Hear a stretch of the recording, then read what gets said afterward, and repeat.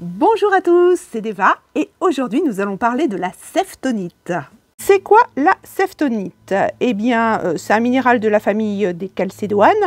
Donc elle est verte avec des taches rouges. Le rouge, bien sûr, c'est du fer.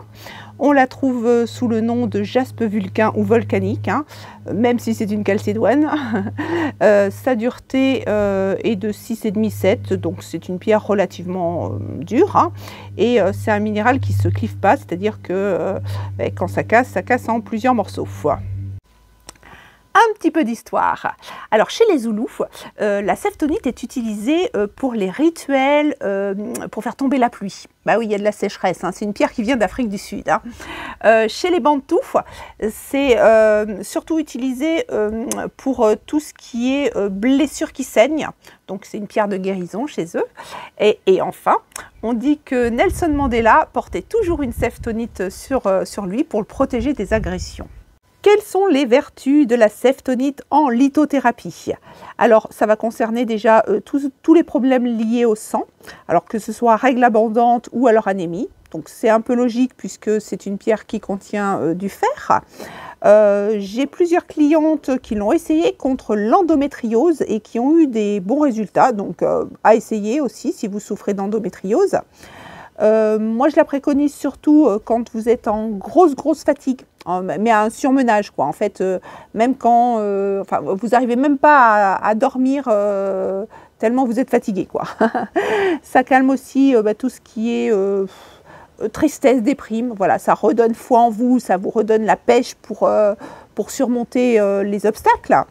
Et dernière chose, j'ai plusieurs personnes qui m'ont rapporté que ça avait une action vraiment très bénéfique sur leurs intolérances alimentaires, alors notamment avec le gluten. Donc, pareil, à essayer. Alors, en ce qui concerne les traitements et les imitations, alors sur de nombreux sites, vous allez trouver ce qu'on appelle la pierre d'héliotrope, autrement dit le jaspe sanguin, proposé comme étant de la seftonite. Alors bien sûr c'est complètement faux, même si à la base elles sont plutôt cousines. La seftonite ne pousse qu'en Afrique du Sud, alors que l'héliotrope vous allez en trouver un petit peu partout. Donc c'est pas vraiment le même prix non plus. Donc méfiez-vous. Donc voici une seftonite et voici un héliotrope. Voilà, c'est vrai que ça se ressemble, mais c'est pas la même chose. Et au niveau de l'entretien de vos bijoux, alors c'est une pierre relativement dure qui craint pas grand chose, donc pour une fois chouette.